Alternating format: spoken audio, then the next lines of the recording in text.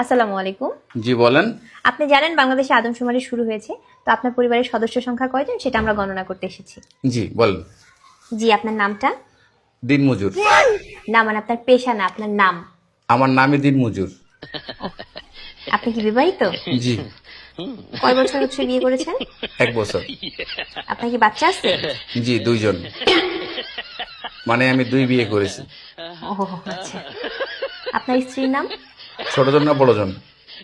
বড়জন? কেয়ামত। কিয়ামত। আর ছোটজন? তুফান। ও তুফান। আপনার সন্তানের নাম? ছোট জনেরটা না বড় জনেরটা? কিয়ামত জনেরটা? ঝড়। ঝড়। আর তুফানেরটা? সিডর।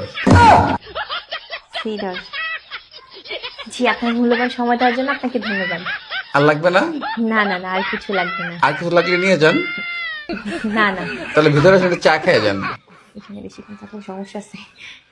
না না না, আর কিছুই লাগবে না। আপনাকে অসংখ্য ধন্যবাদ, ভালো থাকবেন।